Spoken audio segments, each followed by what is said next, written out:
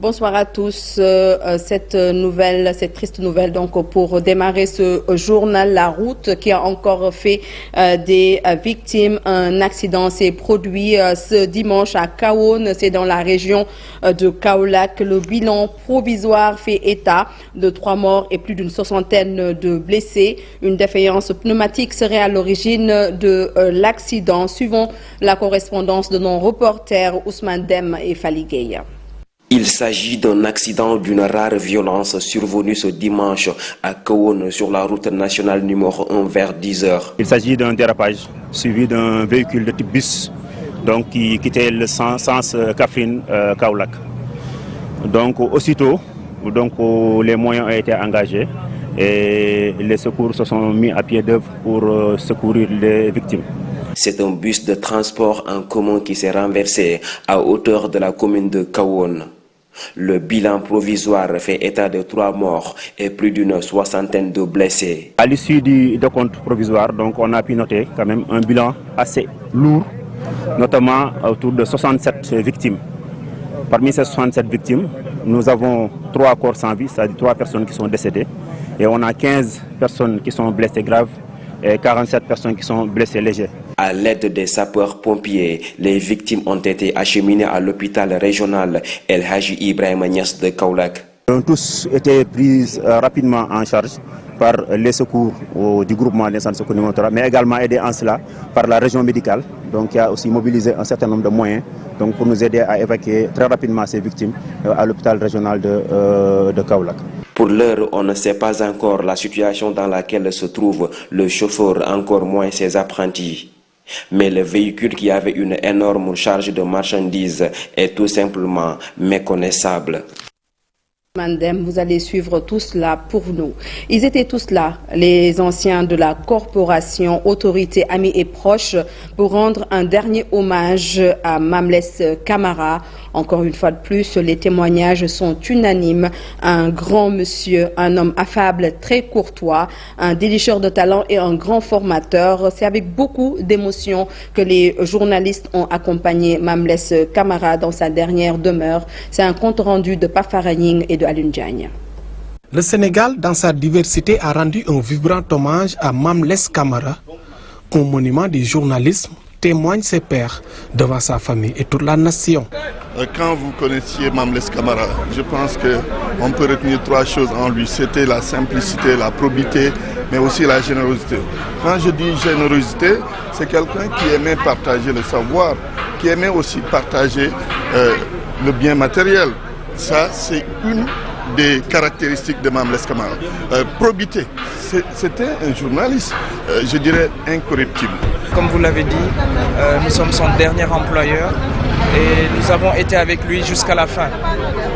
C'est avec beaucoup de tristesse que je m'exprime, que je dis ces quelques mots.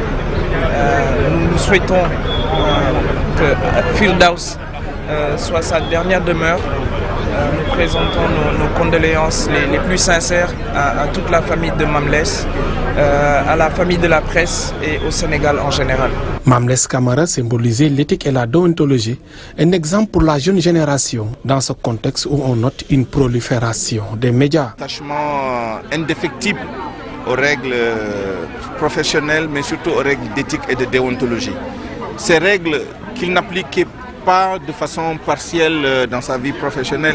Je pense que ce sont des règles qui s'est imposées, qui s'est appliquées dans tous les domaines de sa vie.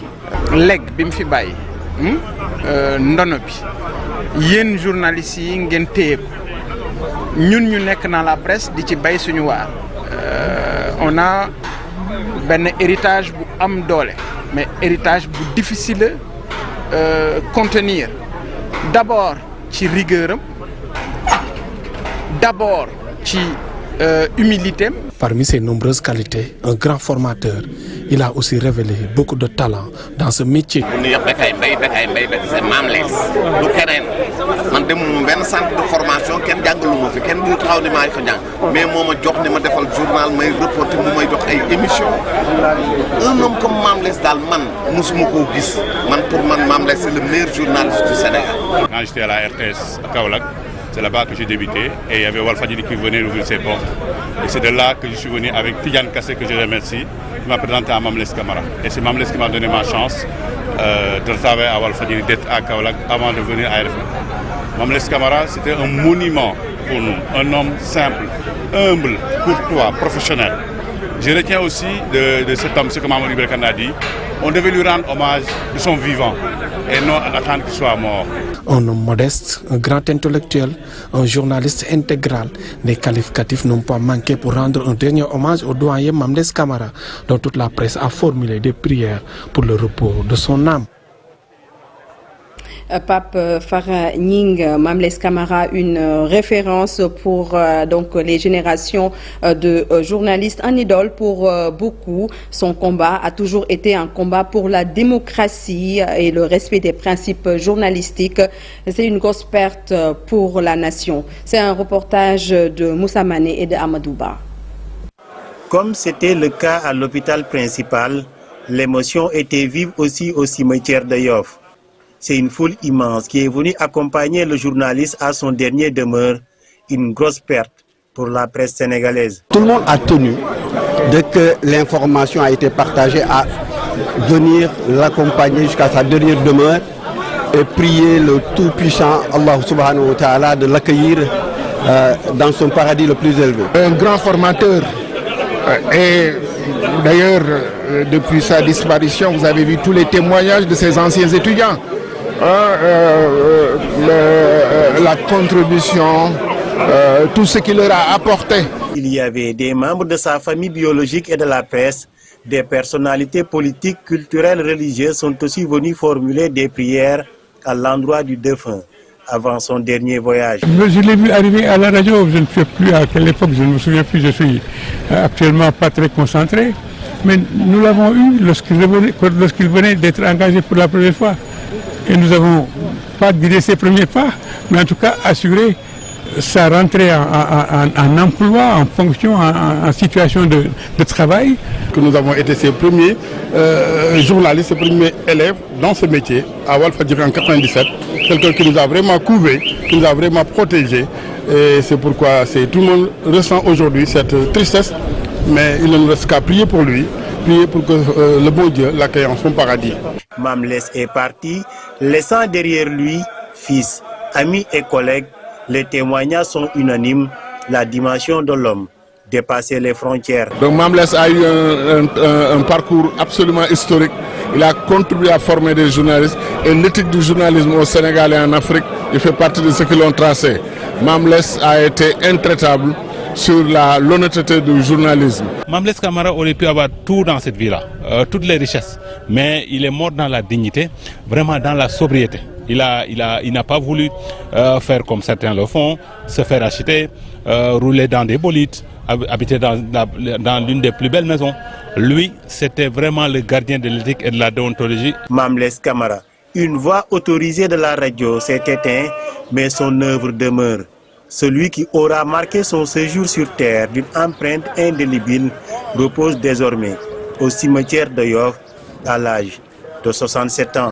Et suite au décès de l'imminent journaliste Mamles Camara, le ministre de la Communication, des Télécommunications et de l'économie numérique invite les jeunes à s'inspirer du modèle Mamles, à savoir la responsabilité, l'information vraie et certifiée et la déontologie pour avoir une presse digne au Sénégal. Maître Moussa Bokar Thiam, en tournée pour la caravane de la semaine la semaine numérique, estime qu'il est urgent d'achever le vœu du doyen de la presse qui est d'avoir une presse assainie. Nous l'écoutons au micro de Habib Faye et de Thierno Laurent Mendy. Ce qu'on retient de son legs, il est important que la presse nationale s'inspire du modèle de Mamles Camara, le modèle de la responsabilité, le modèle de l'information vraie, le modèle de l'information certifiée, le modèle de l'information vérifiée. Un modèle de déontologie et d'éthique qui sont des éléments fondamentaux pour avoir une presse digne de notre nation. Et il est encore urgent d'achever son vœu c'est d'avoir une presse assainie, une presse responsable et bien sûr avec des hommes de médias qui vivent de leur métier et des techniciens de médias qui vivent de leur métier. On sait aujourd'hui qu'il y a une tendance vers la précarisation des jeunes journalistes, précarisation des jeunes techniciens de médias. C'est un phénomène auquel nous devons mettre fin pour éviter justement, pour permettre que ces jeunes Sénégalais aient la même chance que leurs anciens. Mamles Camara, que la terre de Yoff lui soit légère. Nous parlons d'autre chose. Sitor Ndour jure la main sur le Coran qu'il n'a pas violé sa domestique Adama Tchaou. Il l'a déclaré hier à Fatick dans son quartier Ndiaye Ndiaye et c'était en présence de sa famille et de ses partisans. C'est un reportage de Aminata Goudjabi et de Abdou Karim Beya.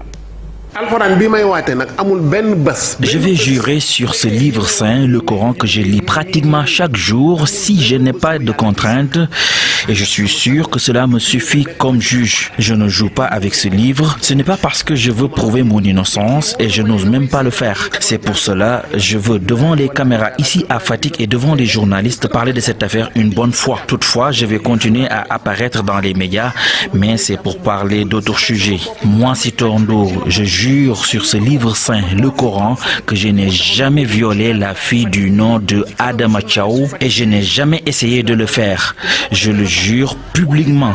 Il n'y a aucun élément du dossier qui m'incrime. Si c'était le cas, j'allais mourir dans la prison. Ceux qui parlent dans les médias sont dans la spéculation et des accusations gratuites.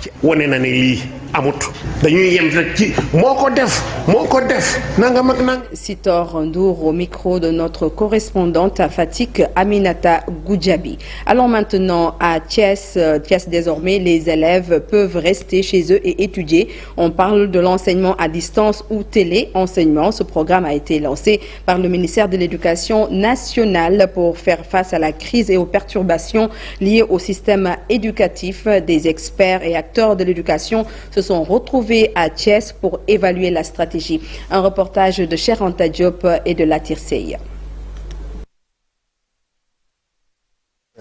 Pour faire face à la crise de la Covid-19 afin de permettre la continuité pédagogique au niveau du secteur d'éducation. 3 ans plus tard, les acteurs de l'éducation nationale se retrouvent à Thiès pour faire l'état des lieux de l'existant du dispositif. Qui sont des experts, qui ont une expertise dans le domaine du secteur éducatif par le numérique. Pendant 3 jours, passer en revue le dispositif, analyser ses forces, ses faiblesses, mais surtout dans le but d'améliorer le dispositif à partir des stratégies. Les stratégies sont mises en œuvre pour amorcer une nouvelle phase du PROMET.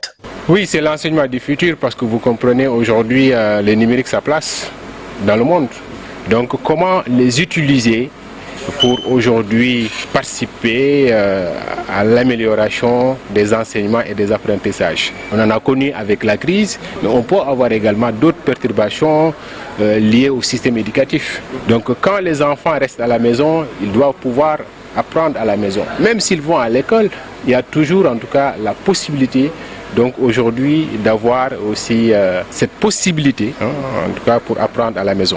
Selon le coordonnateur du PROMET, le ministre de l'Éducation, Cheikh Oumar Anne, travaille d'arrache-pied pour faire du numérique un moyen pour l'éducation de qualité, mais surtout également d'équité. Les 9 tirailleurs sénégalais de retour au pays natal ont été reçus ce samedi par l'ambassadeur de la France au Sénégal, accompagnés de leurs familles. Ils sont revenus sur les combats qu'ils ont menés pour retrouver leurs droits.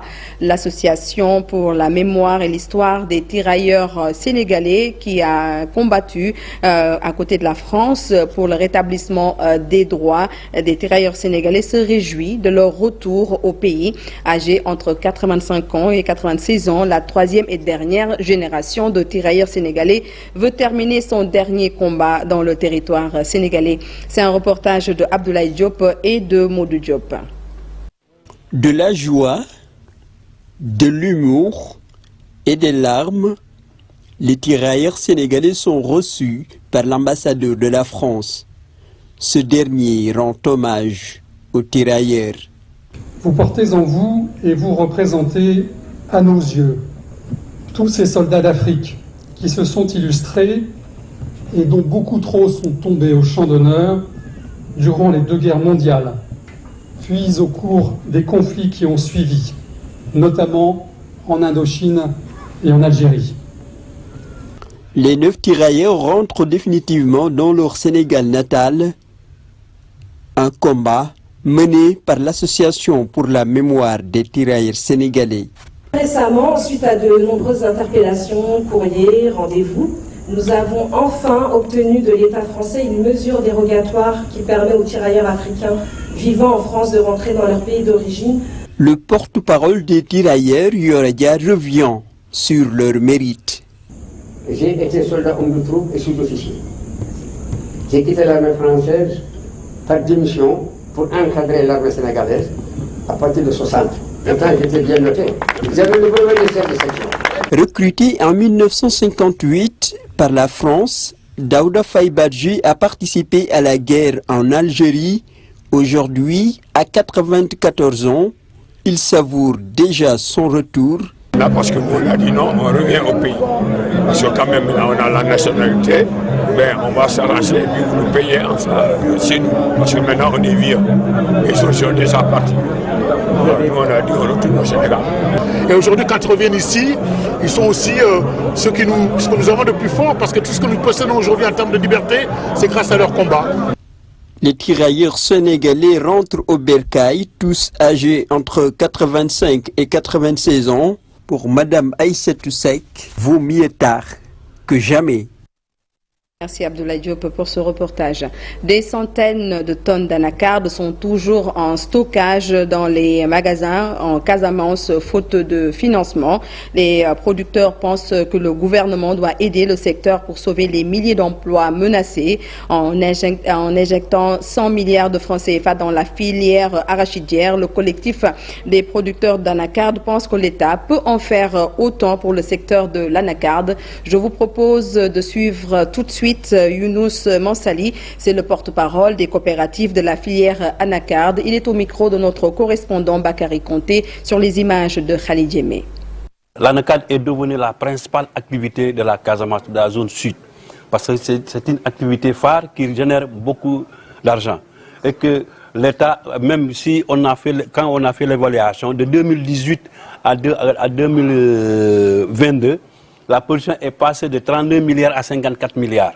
Donc je pense que ça, c'est un plus grand value pour la Casamance et pour le monde paysan. Donc par rapport à ça, l'État a fait des subventions assez conséquentes au niveau de l'agriculture cette année, une enveloppe de 100 milliards. Alors dans ces 100 milliards, on n'a pas vu vraiment la filière anacarde qui est prise en compte. Étant donné qu'aujourd'hui, la filière anacarde génère beaucoup plus d'emplois que vraiment l'arachide. Si on fait la remarque, la Sonacos qui était dans la filière arachide, par rapport à ce manquement, est obligée de se reverser à l'anacarde. Donc aujourd'hui, pourquoi pas cette anacarde n'est pas subventionnée par l'État. Étant donné que nous, l'année dernière, vu la campagne, les producteurs ont eu de grandes souffrances. Il y a même des stocks jusqu'à présent qui sont en souffrance au niveau des magasins, qui ne sont pas exportés. Donc si aujourd'hui cette filière-là, qui est devenue une filière principale, n'est pas essayée d'être considérée, je peux dire considérée par l'État, je pense que c'est autre chose. Étant donné que l'État, aujourd'hui, sa politique, c'est générer des emplois pour les jeunes, surtout pour les couches les plus fragiles. Le pétrole et ses dérivés peuvent devenir une niche d'emploi pour les milliers de jeunes Sénégalais, notamment dans sa partie transformation. C'est la conviction de Doudou Coulibaly, le président du Rassemblement populaire et démocratique, qui estime que si le problème de l'emploi des jeunes est réglé au Sénégal, cela peut faciliter le développement des autres secteurs. Le professeur et homme politique animait une conférence sur la question des parts du Sénégal dans l'exploitation des ressources naturel. Doudou Coulibaly, que je vous propose tout de suite de regarder. Il est au micro de Modou Diop. Le point le plus important reste l'emploi. Parce que j'ai fait le tour du Sénégal. J'ai discuté avec beaucoup de Sénégalaises et de Sénégalais. Mais ce qui revient souvent, c'est l'emploi. Nous n'avons pas d'emploi et nous voulons travailler. Vous savez, il y a ce qu'on appelle le NAFTA. c'est après avoir raffiné le pétrole, il reste 10% qu'on appelle le nafta. Avec ce nafta, on peut faire beaucoup de choses. C'est ça qu'on appelle la pétrochimie. On peut faire beaucoup de produits dérivés. Le plastique, les produits cosmétiques, les produits pharmaceutiques, les fauteuils que vous voyez dans les voitures. Beaucoup de composants, en tout cas, sont faits à partir de la pétrochimie. Et c'est tout un écosystème industriel de petites et moyennes entreprises autour de l'industrie pétrolière qui peuvent fournir beaucoup d'emplois. Et au niveau même de l'exploitation du pétrole, parce que l'exploitation elle-même pourrait ne pas fournir beaucoup d'emplois, parce que ce sont des robots, etc. La génération engagée pour la solidarité et l'éducation en croisade contre l'insalubrité sur la plage de Fan Hoc. L'association a mis en place des Vespasiennes et des poubelles sur les lieux. Une façon aussi de soutenir les Sénégalais qui travaillent sur les lieux. C'est un compte rendu de Dissa Prera et de Lamine Diagne. Ils sont jeunes et sont engagés pour le bien-être de leurs concitoyens. La génération pour la solidarité, le travail et l'éducation est allée à la rencontre des travailleurs établis à la plage de Fan Hoc. Vraiment du gouvernement, je dirais même du gouvernement.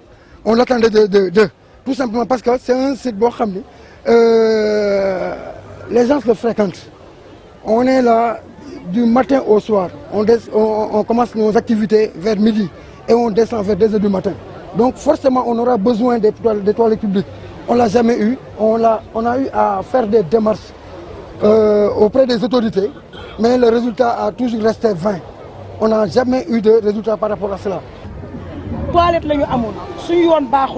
Il n'y avait pas de toilettes ni de poubelles sur la plage et l'accès peut être difficile pour les personnes vivant avec un handicap.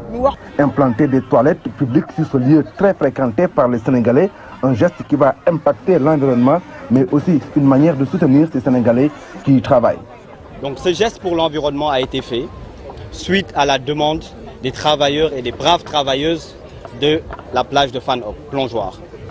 Donc lorsque nous sommes venus, nous avons vu qu'un site touristique de ce genre et un site de loisirs de ce genre qui n'a pas de toilettes ni de poubelles était inadmissible dans notre commune. Raison pour laquelle, dans le cadre de cette association, nous avons mis en œuvre tous les moyens possibles pour leur amener cette toilette-là. Donc ce geste pour l'environnement n'impactera pas uniquement l'hygiène et la propreté. Parce que comme vous le savez, un site de travail mal propre amènera moins de clients qu'un site de travail propre.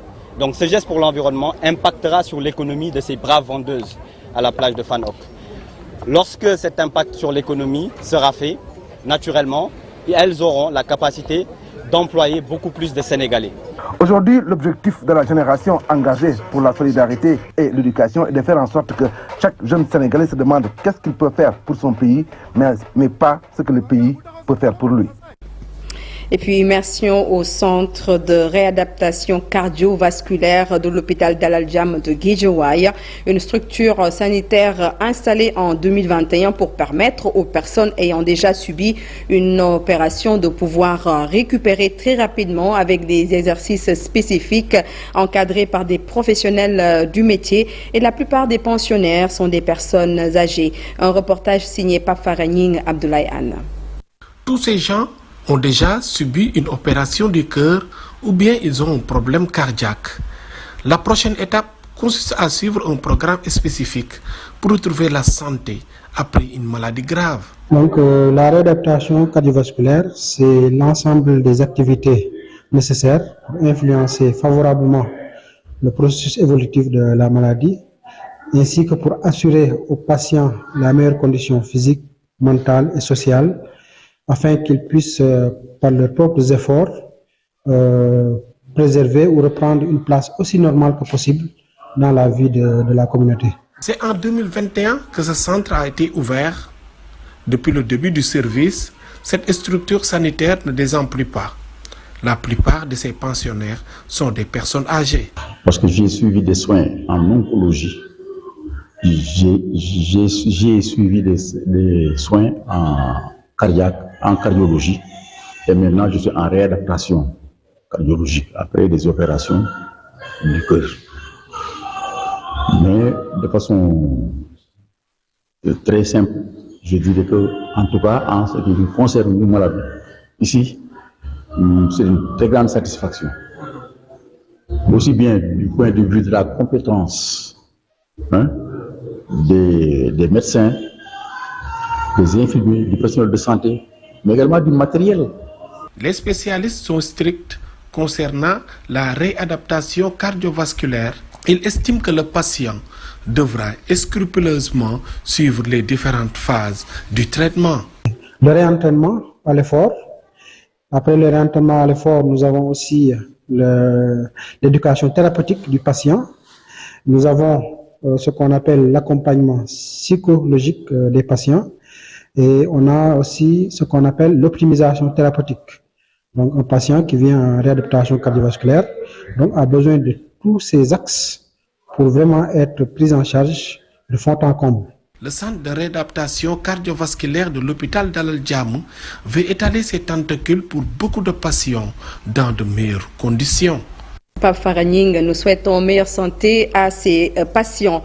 Bocar Samba Dièye invite l'État du Sénégal à le soutenir face à son différend avec la CBAO. Face à la presse, l'homme d'affaires s'inquiète de ne pouvoir reprendre ses activités si la situation ne trouve pas de solution. Bocar Samba Dièye faisait face à la presse, je l'ai dit auparavant, cet après-midi. Famara Cissé, il est son porte-parole. Je vous propose donc de regarder Famara Cissé, il est au micro de Amadouba.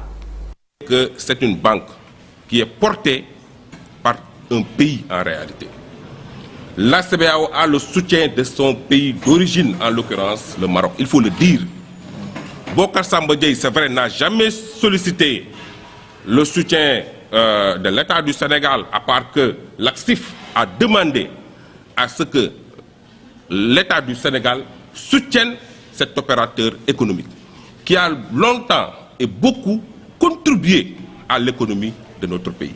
Un protocole, un faux protocole que la justice a cassé. Donc la CBAO, si vous devez de l'argent à la banque a les papiers justifiant cette somme que vous lui devez. Mais jusqu'à présent, la CBAO n'a pas de justificatif. La CBAO use de stratégie et veut utiliser notre justice pour brader ou bien vendre les biens de Bocar Samba Dièye. Ce qui en était. Mais aujourd'hui, avec la réalité, c'est-à-dire le protocole qui a été cassé, la justice a demandé à la CBAO de payer la somme de 11 milliards 500 millions à Bocar Samba Dièye. Il faut comprendre la chose ainsi.